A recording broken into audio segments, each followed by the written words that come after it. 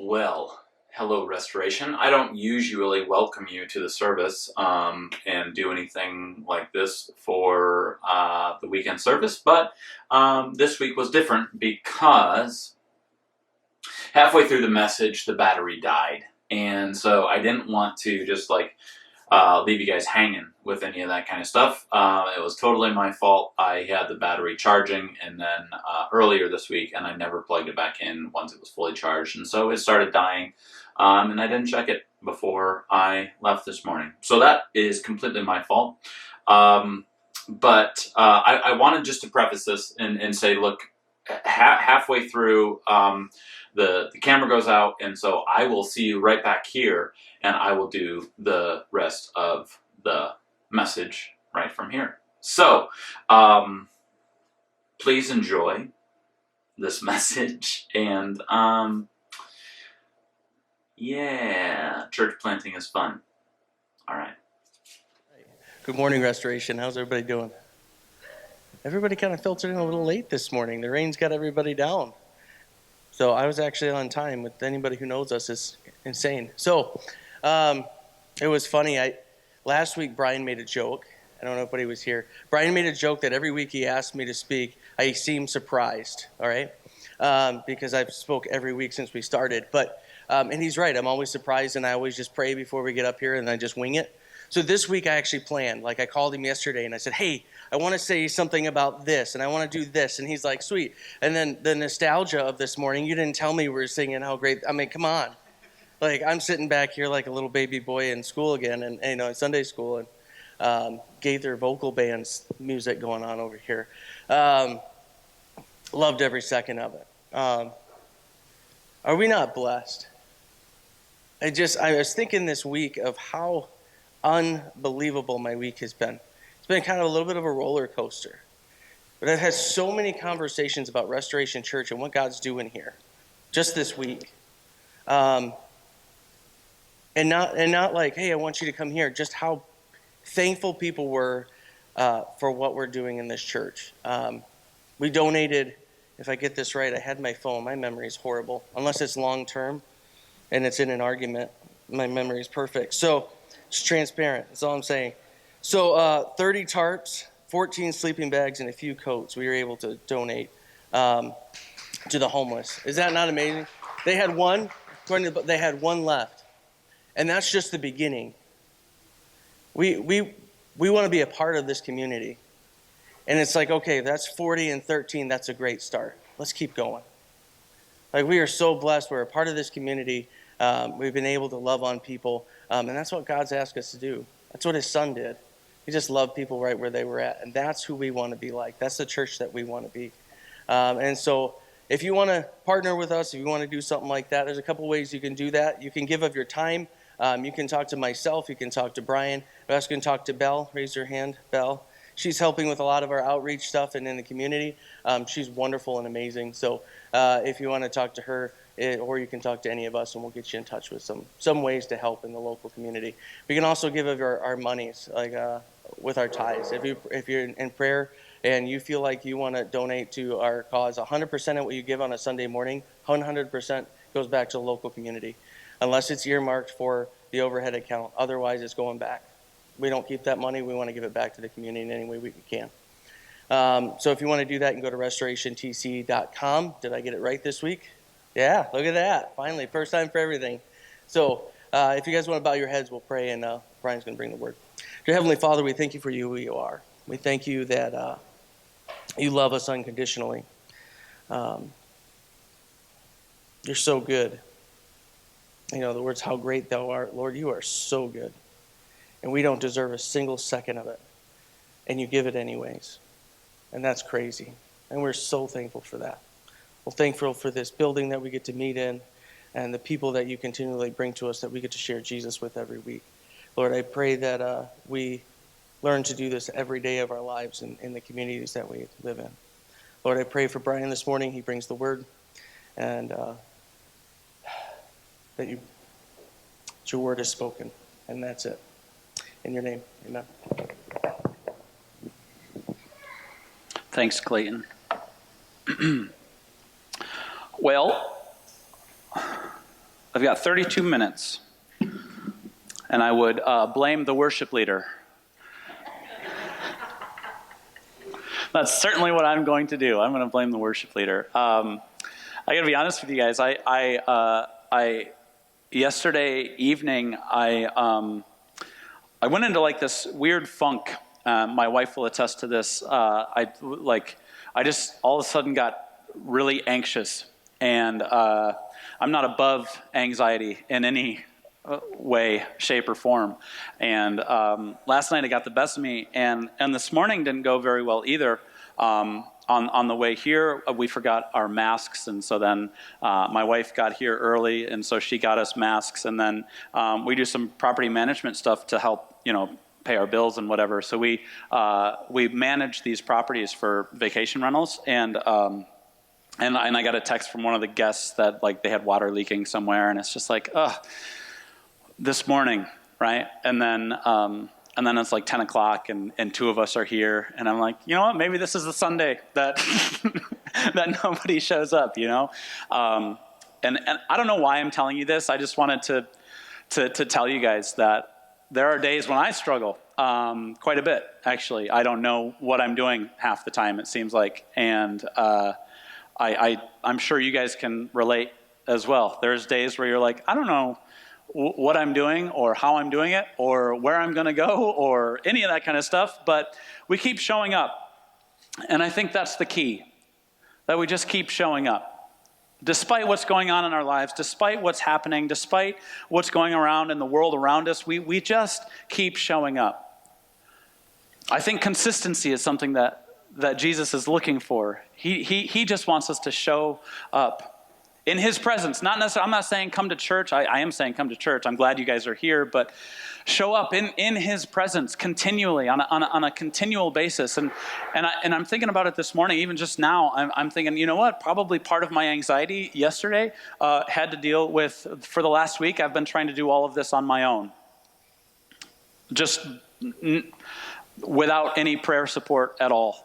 On my end, it was a week where it was somewhat busy, not too bad though. But I just neglected to come before the throne of God, and so this was not my intro at all. But I think anxiety is a big part of separation from God, when we're not having that closeness with God. And I know there's medical issues and there's a whole lot more to it than just, hey, get closer to Jesus and everything will be fine. I know that's not the case. I know that he makes peace in our lives, but he doesn't always take away the depression. He doesn't always take away the anxiety. He doesn't always take away the illness.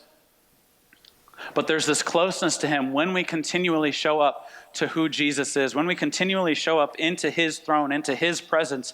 I think he makes it okay. Despite what we're going through. He may not fix it, he may not heal it, but being in that presence of God kind of gets you through. So, I don't know how to transition out of that, but we're in this series of Mountain of a Message, and Mountain of a Message from a Mountain. Sorry, I'm contractually obligated to say it, the whole thing, every single time. So, Mountain of a Message from a Mountain. It's the Sermon on the Mount, and it's found in Matthew 5. If you guys have a device or an actual physical Bible, I invite you to turn to Matthew 5 this morning, and we're going to be in that. And something that the disciples did, I guess, would they always showed up, right? They messed up a whole lot, but they always came back. At least 11 of them did. And they were rewarded by most of them dying a martyr's death. But they showed up and they were in the presence of Jesus Christ.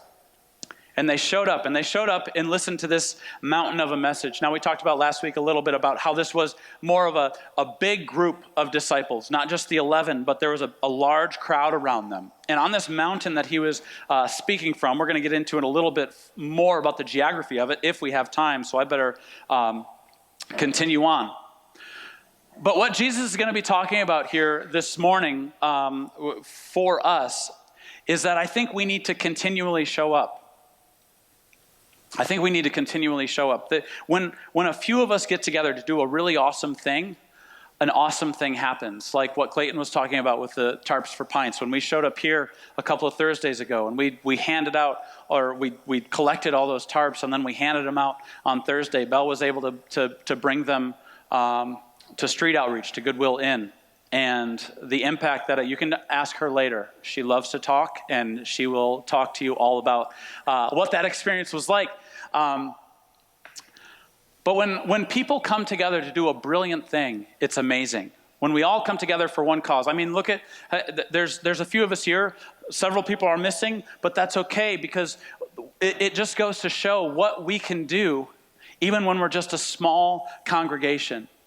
And I was thinking about that this week. There is, I love the all Apple products. It's a problem for me, but I love all their products. I watch all of their keynote things because I'm kind of silly that way. And this week they just released an iPhone, and which was cool. I'm not getting it, but it's cool. And I was thinking about that. This huge company has so much money, right? And I was, thank you, Charlotte, that was beautiful. They've got headphones now, the AirPods. In this industry, in 2019, AirPods are about $150 to $200, something like that. This whole industry, in 2019, for Apple, they made $6 billion, estimated $6 billion from AirPods. Just the little headphones. This year in 2020, they're expected to make about $15 billion in AirPods. These little things, little $150 devices. And I'm thinking about that. $150, that's not too much, right? I mean, it's a chunk, but it's not like $10,000, right? If you would say a car manufacturer made $6 billion, you'd think, well, yeah, a truck is like $800,000, so why, that makes sense. But these are AirPods, these little devices. And it got me thinking, isn't that a little bit more about how we operate as the church? We're just a few people, but together, when we do things together, when the church collectively gets behind something and does something, the difference that it can make, and it's gone. The difference that can make. Now, I'm not much, but I think me together with you, and me together with you, and with you, and you, and all of us together, when we come together with something, that's when real life and real change can happen in the world around us. You might think, oh, I don't have much, but I can offer this. And when I offer just what I've got, and you offer what you've got, all of a sudden, we've got 30 tarps and 15 sleeping bags, 14 sleeping bags, and a few coats thrown in. And it's cool. So Jesus is talking here in Matthew 5, starting in verse 13. If you missed the Beatitudes last week, you can watch online. But he says this: "You are the salt of the earth. But if salt has lost its taste, its saltiness, I just messed that up completely. But if salt has lost its taste, how shall its saltiness be restored? It is no longer good for anything except to be thrown out and trampled under people's feet. You are the light of the world. A city on a hill cannot be hidden. Nor do people light a lamp and put it under a basket, but on a stand, and it gives light to all in the house. In the same way, let your light shine before others, so that they may see your good works and give glory to your Father who is in heaven." So Jesus uses these two examples, salt and light. Salt and light. Salt specifically. I'm gonna dive into salt just a little bit here. Salt is it's small, right? When we think of salt, the way that we think of salt, you don't think much of it, right? You're like, pass the salt. Sometimes we have too much salt. Sometimes there's not enough salt. Sometimes there's no salt, and then that just makes life terrible. Jesus is equating us, comparing us to being the salt of the earth. And in this biblical time, people knew how much value salt had. See, there was no refrigeration. back in that day. They couldn't just pop something in the refrigerator. If you couldn't preserve it, it spoiled and you had to go get more stuff.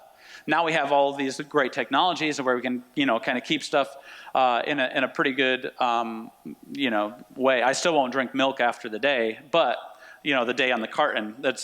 You're a sinner, I think, and you're flirting with death if you are drinking milk past the day. So I don't know where I was going with that. But salt helps preserve things.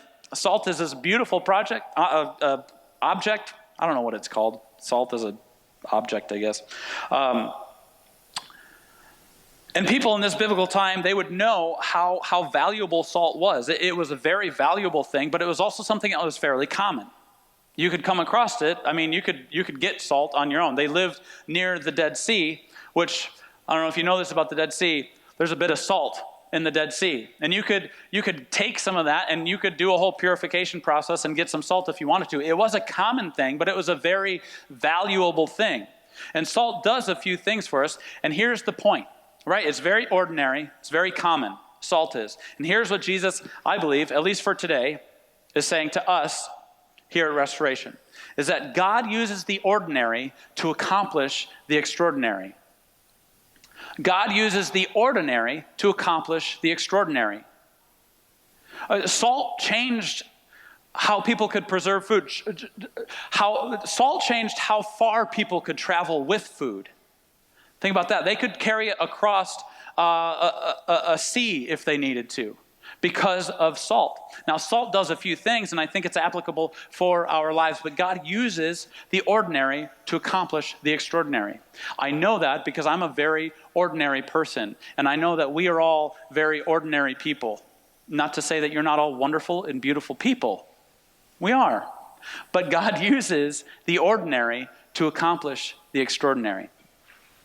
And I know that also because in Acts chapter 4, this is my favorite verse in all of the Bible. I want to read it for you guys, and it'll be on the screen too. In Acts chapter 4, verse 13, so the disciples this is after Jesus left, and they're starting the church, and they're explaining stuff to people all around them, and they're put on trial, basically, and they say all this really great stuff. There's this whole sermon that Peter gives, which is pretty amazing because Peter usually puts his foot in his mouth. Peter does. He's very much so, doesn't always have the right words. He's the disciple where you're like, come on, Peter, why did you just do that? You goof. You goof. 4:13 says, now when these are the people, the council, the people that were putting them on trial, when they saw the boldness of Peter and John and perceived that they were uneducated, common men, which is me, they were astonished. Not because of the eloquent words of wisdom that they were able to say, not because of how great their production was, not because of how awesome their small groups were, not because of all of these acts that they had done. It was none of these things. Why were they astonished? And they recognized that they had been with Jesus. God uses the ordinary to accomplish the extraordinary when we sit in his presence, when we are before the throne of Jesus. I promise you, I did not plan the intro thing. It just kind of is all fitting together right now by the grace of God. When we are with Jesus Christ, people notice. And we get to be the salt of the earth. Now, salt does a few things. Us ordinary people get to be salt. Salt, number one, it preserves food, like I just said. It preserves food so they could travel it. They could take it places. It also it dissolves into the food. That's kind of how it preserves it. So we can't just... If salt is just sitting in the cupboard or in a nice pile, it's doing absolutely no good. It's nice to know that you have the salt, right? It's cool. Yeah, we got salt. Do you need salt? I got some salt if you need some salt. We've got like 2 different kinds of salt. We've got the The one kind that does one thing, and then the other salt that does the other thing, right? They all do the same thing, but there's certain salts that are good for, like Himalayan salt, I think is good for something. I don't know what. I think it's pink, right? So it turns your food pink, right? No, I don't know. But it dissolves. If we just set this food aside, or the salt aside, if we just set it aside and don't do anything with it, then it's not going to do any good. So here we are in my office now, and what you saw before was that salt preserves food, and it needs to be out of the cupboard. It needs to be used. We engage in our culture, and remember that it does dissolve into the food, so it's very important for us to still be in community with one another. Coming back, we go out, we go into the culture, and we come back, and we get replenished. That's kind of how this whole thing works when it comes to Jesus. So that is preserving the food. We also enhance flavor. Salt is something that enhances flavor. You put salt on top of a cookie, and it enhances the cookie. Did you know that? I know you put salt in the cookie, but if you also sprinkle a little bit of salt on top of the cookie, oh, that's a good cookie. If you do it with fruit, if you put a little salt on some fruit. Now, I don't want to get anybody to have like some high blood pressure or anything like that. So, in moderation, it's always good. But if you put a little bit of salt on things, salt enhances the flavor. And just like that, Christians can enhance the flavor of life. For those around us, we are we call to have an abundant life. Jesus calls us into abundant living. And that's something that we get to continue to be a part of, is this abundant life that Jesus has called us to. This freedom in Christ that we get to have. We get to enjoy creation. We get to enjoy the world around us.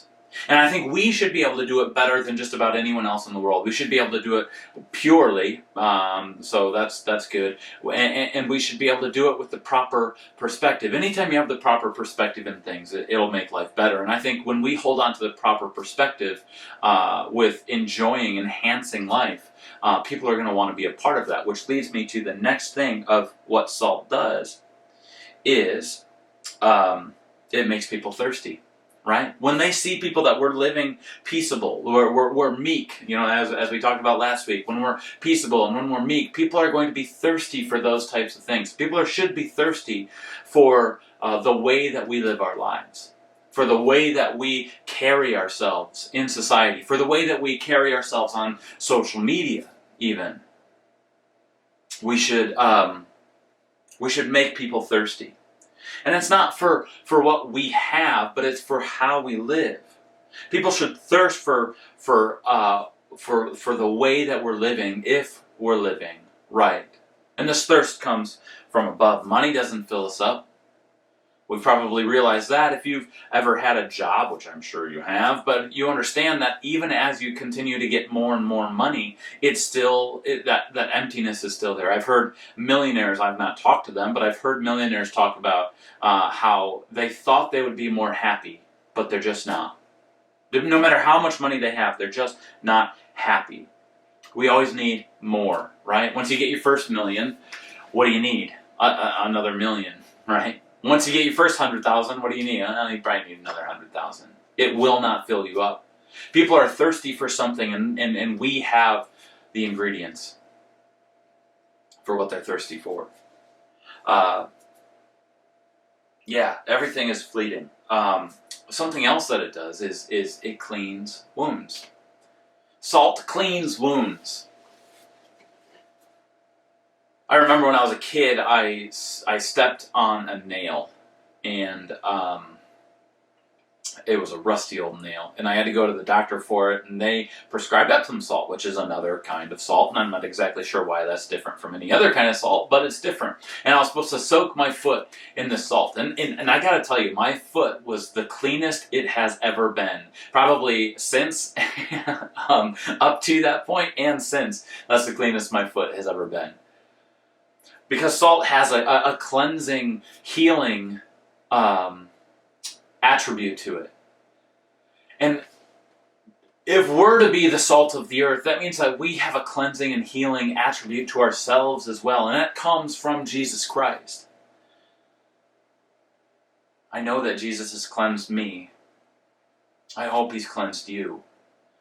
And I hope that through this we can see the cleansing power of what Jesus has done for us. And lastly, when we're talking about salt, the other thing about salt is that your body has salt in it. And if you don't work out, if you don't sweat, when you sweat, you're sweating out salt. When you cry, there's tears, they're salty.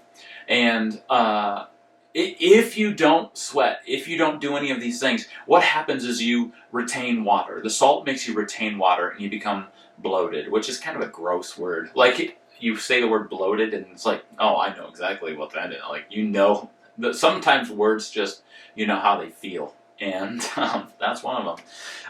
But you get bloated when you don't exercise.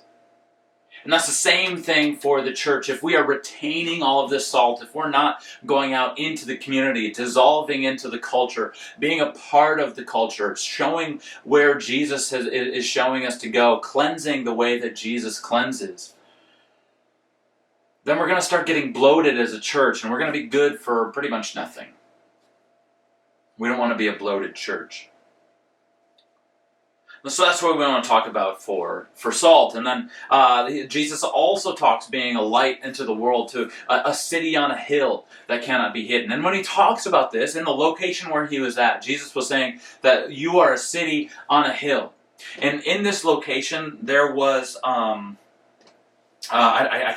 forget the name of the city, and I forget where he was at. But he was at this mountain where he's teaching this message. And across the mountain, there's another hill. And there's a city on this hill. So when Jesus says that you are a city on a hill, he could have easily pointed to that mountain, and people could have just turned and looked and seen this mountain, this city on this hill. And realizing, oh yeah, that's what it's like. That I'm to be a city on a hill. I'm supposed to illuminate my whole entire house. This lamp that gets lit is supposed to light up the entire house. We're to be a city on a hill, this is silly, but I quoted Katy Perry this morning, and I thought I should, in all posterity, also quote it here. She has a wonderful song, and it says, "Baby, you're a firework." Isn't that ridiculous? But it's kind of true, right? I mean, not really, because the theology is a little bit off. There's things about that don't make any sense. But the idea is that you have this light within you from Jesus Christ that we get to shine through. We get to be a part of something. We get to shine the light of Jesus to the world around us. And when we're transparent, that's when that light breaks through. We talked about it several weeks ago when we were talking about being transparent, how that light shines right through if we're transparent. People with God shine bright. If we spend time with God, if we spend time in His Word, if we spend time in prayer, we shine bright. Maybe there's a glow about you, like a pregnant glow with pregnant women. It's the same for maybe people who have been with Jesus for a while. They start to have this glow about them. I don't know, maybe. And but there's something about you. You get to be a light in a very, very, very dark world. Be a light in a very dark world. People with God will shine bright. There's a story of Moses when he's coming down from the mountain after he had the 10 Commandments. He had spent 40 days and 40 nights on this mountain with God. And as he came down the mountain, the people were surprised at his appearance because his face shone bright because he had been with God. Because he had been with God. The way that our light shines, the way that we get to be a light, the way that we get to be a firework, is by His light shining us to a dark world. Now, most of us, though, if we're going to tell the dirty little secret here, most of us actually prefer darkness, don't we? We like to prefer it because in the light, nothing is hidden in the light. Nothing is hidden. All of your flaws are present. All of your shame is present. All of your guilt is present. There's nothing you can hide behind. But when that light shines, that's when those scars, that shame, that guilt can be healed when it's brought to the light. I used to do drywall, and I was a finisher, not a hanger. Me and my brother he had the drywall business, and when I got married, I worked for him. And in this business, we had to finished drywall. Sorry, I just got distracted. Didn't think I would get distracted at home, but I got distracted at home. We had drywall. We finished drywall.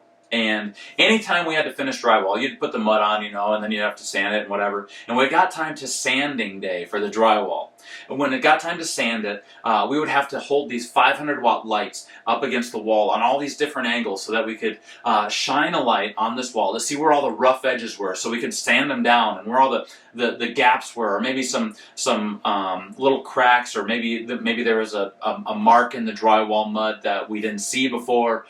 Then we would have to fill it back in. If you took the light off of it, you wouldn't be able to see it. It just looks like a wall. But when you shine the light right on it, man, you can really see all those marks and all those imperfections. And the craziest thing is the worst type of walls were the walls where the sun would come in and beat down on it. This natural light from the sun would come in and shine on these walls, and you could see everything clear as day. Even things that our artificial light couldn't see. So the only light that can really penetrate through and see you for who you are and get to the darkness that's within us is the light of Jesus Christ, light from the sun. Which leads me to say, the light of the sun shines on us. And so there's a song that came out. It was Chris Tomlin, whatever. He wrote another song. And the name of this song was called Be the Moon. And I was so angry when I heard it because I didn't write it. I'm not the one who wrote the song. Be the moon. The moon doesn't shine on its own. The moon needs the sun in order to shine. The moon wouldn't shine if there was no sun. Just like that in our lives, that we cannot shine on our own. But with Jesus, when we let His light shine on us, He can change us, and then from us to us and through us to the world. It's the third statement in our mission statement. Change from Christ to us and through us to the world. So we get to be the moon. We reflect the light from the sun and bring it onto a dark, dark world. So that's the finishing of the message. I'm sorry that the battery died. I didn't want that to happen, but it did. And I'm actually quite tired. And so you're not getting the whole gist of what happened today. But I wanted to bring out those points that... especially getting through to the light part, and that we get to be the moon, a little firework. And I hope you guys have a good Sunday, the rest of your day. I'm going to finish watching the Lions game, and I love you guys, and we will see you on Wednesday for the leftovers. All right, take care.